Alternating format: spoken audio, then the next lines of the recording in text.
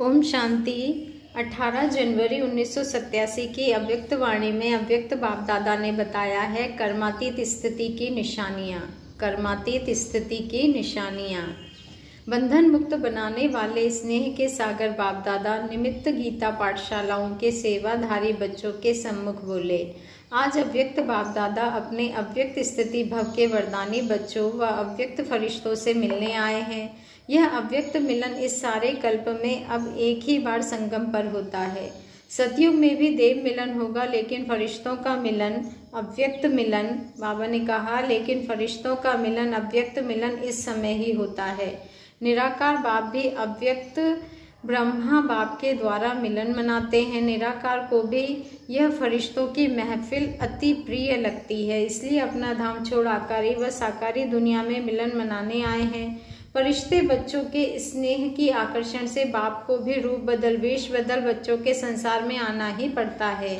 यह संगम युग बाप और बच्चों का अति प्यारा और न्यारा संसार है। स्नेह सबसे बड़ी आकर्षित करने की शक्ति है, जो परम आत्मा बंधन मुक्त को भी, शरीर से मुक्त को भी स्नेह के बंधन में बांध लेती है, अशरीरी को भी लोन के शरीरधारी बना देती है। यही है बच्चों के स्नेह का प्रत्यक्ष प्रमाण। आज का दिन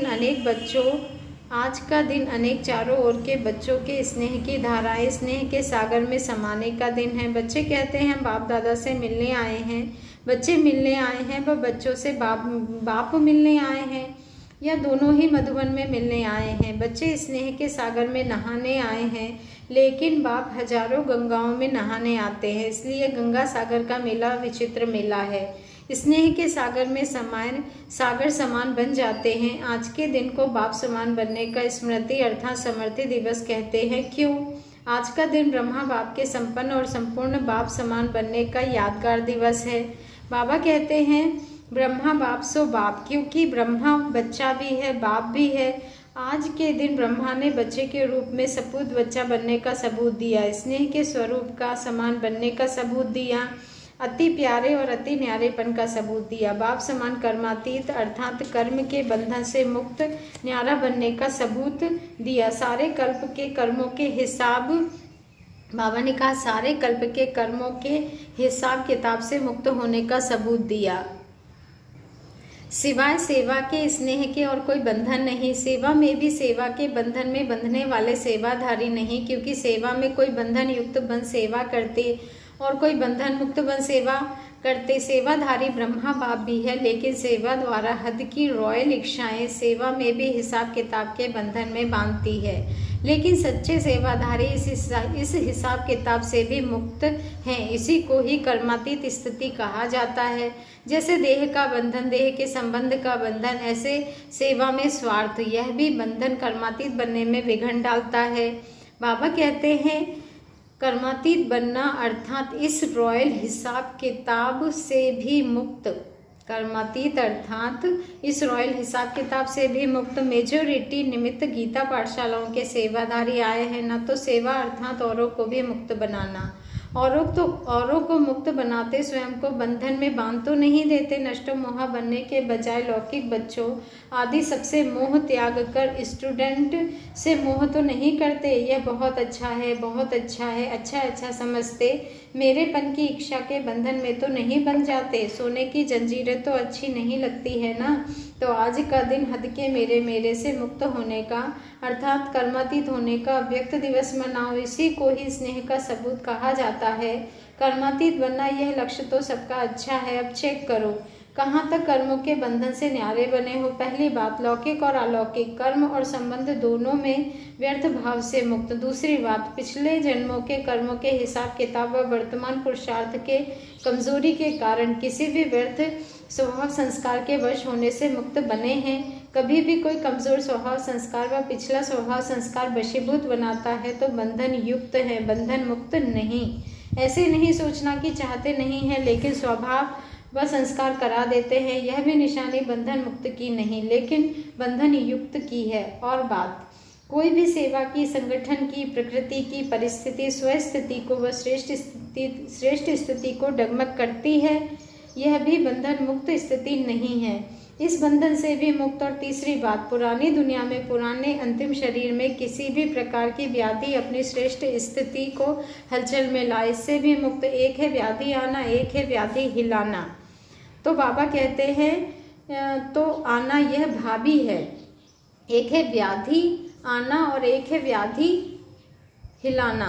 तो आना यह भावी है, लेकिन स्थिति हिल जाना यह बंधन युक्त की निशानी है। स्वचिंतन, ज्ञान चिंतन, शुभ चिंतक बनने का चिंतन बदल, शरीर की व्याधि का चिंतन चलना, इससे मुक्त। क्योंकि ज्यादा प्रकृति का चिंतन चिंता के रूप में बदल जाता है, इसलिए इससे मुक्त। क्योंकि ज्यादा प्रकृति का चिंतन चिंता के रूप में बदल जाता है, तो इससे मुक्त होना, इसी को ही कर्मातीत स्थिति कहा जाता है।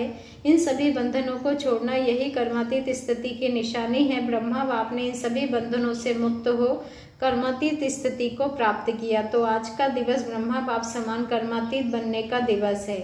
आज के दिवस का महत्व समझा? अच्छा, आज की सभा विषय सेवाधारी अर्थात पुण्य आत्मा बनने वालों की सभा है। गीता पाठशाला खोलना अर्थात पुण्य आत्मा बनना। सबसे बड़े से बड़ा पुण्य हर आत्मा को सदा के लिए अर्थात अनेक जन्मों के लिए पापों से मुक्त करना, यही पुण्य है। नाम बहुत अच्छा है, गीता पाठशाला। तो गीता पाठशाला वाले अर्थात सदा स्वयं गीता का पाठ करने वाले और पढ़ाने वाले, गीता ज्ञान का पहला पाठ अशरीरी आत्मा बनो और अंतिम पाठ नष्टो मोह स्मृति स्वरूप बनो। तो पहला पाठ है विधि और अंतिम पाठ है विधि से सिद्धि। तो गीता पाठशाला वाले हर समय यह पाठ पढ़ते हैं कि सिर्फ मुरली सुनाते हैं, क्योंकि सच्ची गीता पाठशाला की विधि यह है, पहले स्वयं पढ़ना अर्थात बनना, फिर औरों को निमित्त बन पढ़ाना। तो सभी गीता पाठशाला वाले इस विधि से सेवा करते हो, क्योंकि आप सभी इस विश्व के आगे परमात्मा पढ़ाई का सैंपल हो। तो सैंपल का महत्व होता है, सैंपल अनेक आत्माओं को ऐसा बनने की प्रेरणा देता है। तो गीता पाठशाला वालों के ऊपर बड़ी जिम्मेवारी है।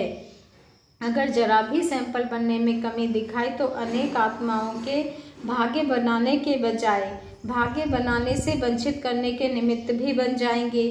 क्यों? क्योंकि देखने वाले सुनने वाले साकार रूप में आप निमित्त आत्माओं को देखते हैं। बाप तो गुप्त है ना, इसलिए ऐसा श्रेष्ठ कर्म सदा करके दिखाओ जो आपके श्रेष्ठ कर्मों को देख अनेक आत्माओं के श्रेष्ठ कर्मों के भाग्य की रेखा श्रेष्ठ बना सको। तो एक तो अपने को सदा सैंपल समझना और दूसरा सदा अपना सिंबल याद रखना। गीता पाठशाला वालों का सिंबल कौन सा है जानते हो? कमल पुष्प। बाप दादा ने सुनाया कि कमल बनो और अमल करो। कमल बनने का साधन ही है अमल करना। अगर अमल नहीं करते तो कमल नहीं बन सकते, इसलिए सैंपल है और कमल पुष्प का सिंबल सदा बुद्धि में रखो। सेवा कितनी भी वृद्धि को प्राप्त हो, लेकिन सेवा करते न्यारे बन प्यारे बनना। सिर्फ प्यारे नहीं बनना, प्यारे बन न्यारे बन प्यारे बनना। क्योंकि सेवा से प्यार अच्छी बात है, लेकिन प्यार लगाव के रूप में बदल नहीं जाए, इसको कहते हैं न्यारे बन प्यारा बनना। सेवा के निमित्त बने, यह तो बहुत अच्छा किया, पुण्य आत्मा का टाइटल तो मिल ही गया। इसलिए देखो खास निमंत्रण दिया है, क्योंकि पुण्य का काम किया है। जब अब आगे जो सिद्धि का पाठ पढ़ाया, तो सिद्धि की स्थिति से वृद्धि को प्राप्त करते रहना। समझा? आगे क्या करना है? अच्छा, सभी विशेष एक बात के इंतजार में है। वह कौन सी? रिजल्ट सुनाए। रिजल्ट सुनाए। रिजल्ट आप सुनाएंगे या बाप सुनाएंगे? बाप दादा ने क्या कहा था? रिजल्ट लेंगे या देंगे? ड्रामा प्लान अनुसार जो चला, जैसे चला उसको अच्छा ही कहेंगे। सबने लक्ष्य सबने अच्छा रखा, लक्षण और शक्ति कर्म में दिखाया। बहुत काल का वरदान नंबरवार धारण किया भी और अभी भी जो वरदान प्राप्त किया वह वरदान ही मूर्त बन बाप समान वरदान दाता बनते रहना।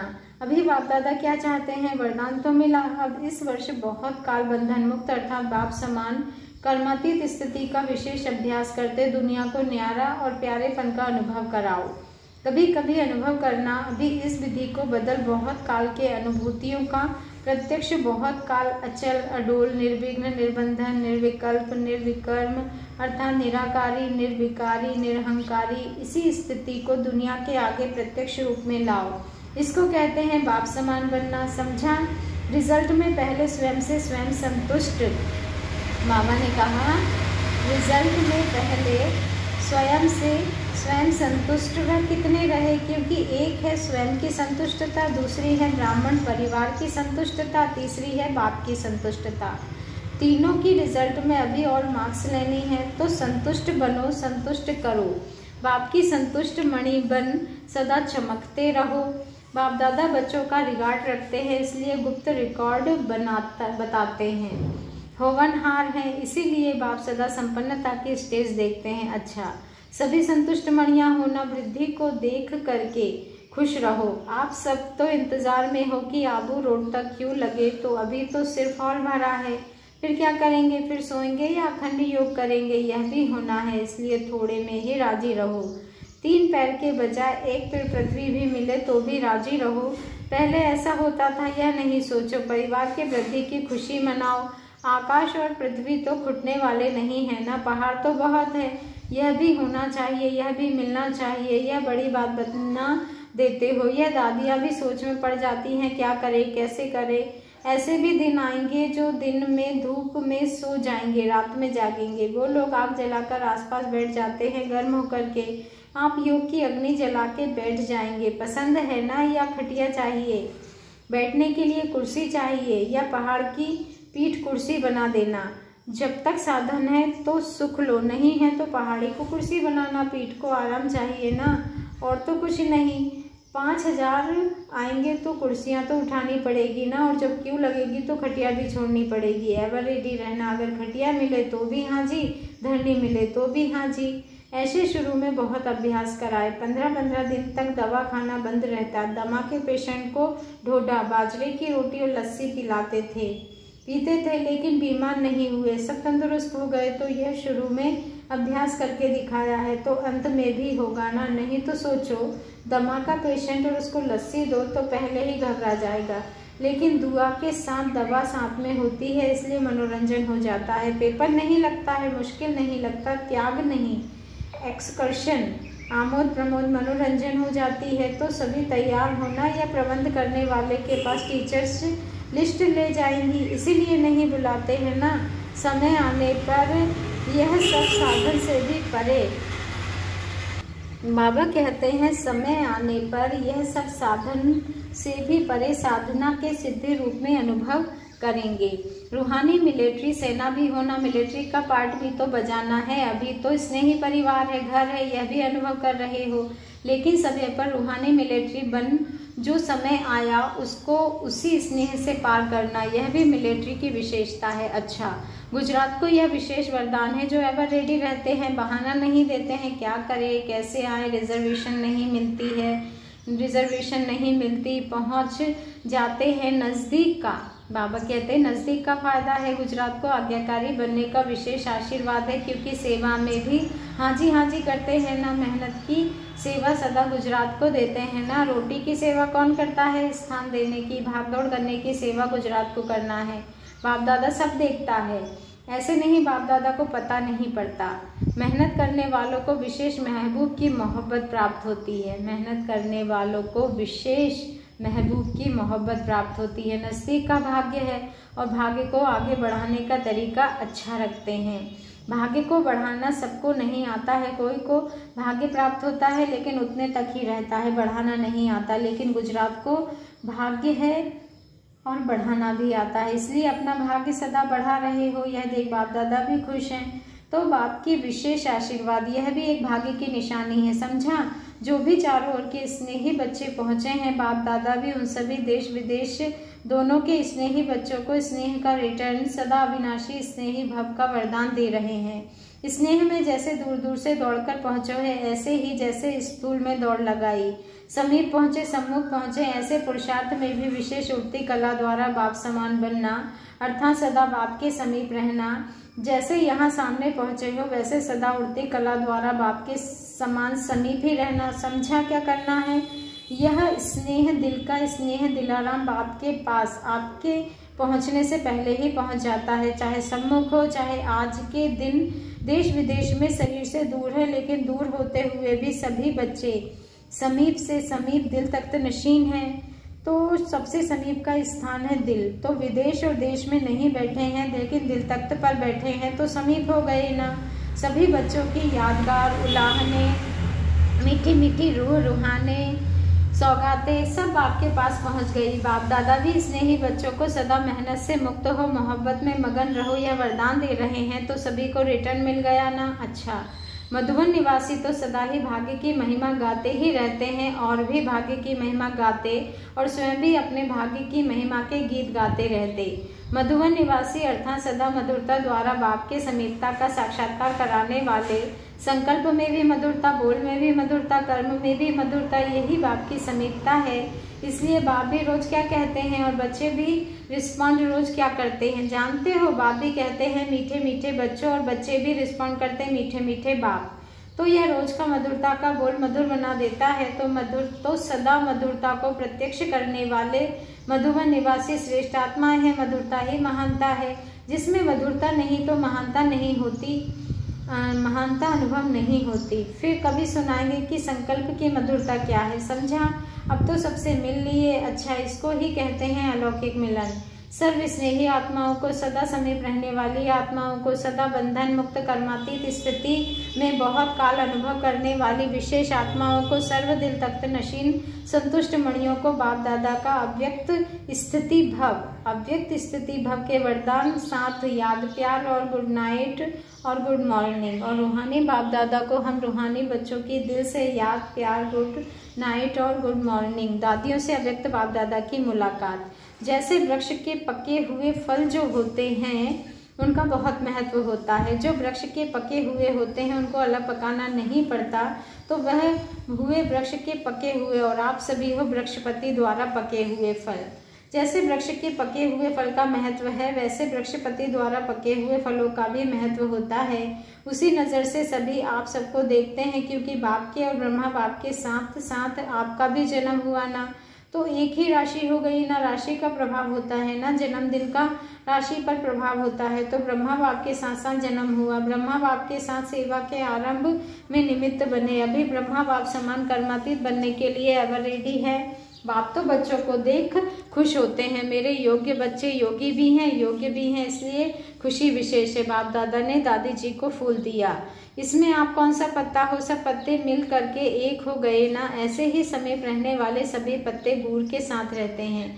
बूर यह बीज है, तो बीज के साथ रहने वाले पत्तों का भी महत्व है। अच्छा, आप लोग तो जन्म से ही वरदानी हो, वरदानों से ही पले हो, मेहनत से नहीं। जिसकी पालना ही वरदानों से हुई है उसके लिए और क्या वरदान रहा। चल रहे हैं, पल रहे हैं वरदानों से, इसलिए मेहनत से बचे हुए हैं। जो मेहनत करते हैं उनकी चाल ही अलग होती है। आप लोगों ने क्या मेहनत की, कुछ सहन भी किया तो एक्सकर्शन मनोरंजन बनाया, पिकेटिंग में भी ठहरे तो भी एक्सकर्शन ही मनाई, मजा ही देखते रहे, गालियाँ भी खाई तो हंसते हंसते खाई। बाबा कहते अभी वह सब बातें क्या लगती है, चरित्र लगती है ना। अच्छा, यह जनक तो विदेही बन गई ना, विदेही जनक। अच्छा, वरदान तो सबको मिले हुए हैं, वरदानी को क्या वरदान देंगे। जैसे कहते हैं सूर्य के आगे क्या दीपक जलाएंगे, तो वरदानी आत्माओं को क्या वरदान दें। अच्छा, पर्सनल मुलाकात। पांडव अर्थात सदा बाप के साथी। पांडवों की विजय किस लिए हुए, वह बाप के साथ थे। तो ऐसे पांडव हो या कभी अलग रहते हो, कभी साथ रहते हो, कभी माया के साथ तो नहीं चले जाते, क्योंकि माया के साथ रहेंगे तो बाप नहीं रह सकता, या माया होगी या बाप होगा। सदा बाप के साथ रहने वाले पांडव ही विजयी हैं। शक्तियाँ भी सदा विजयी हैं, शिव और शक्ति कंबाइंड है तो सदा विजयी हैं। शक्तियों का झंडा सदा ऊंचा रहता है, यह झंडा ही विजय की निशानी है, तो सदा झंडा ऊंचा रहे। अच्छा, ओम शांति। शुक्रिया बाबा, शुक्रिया।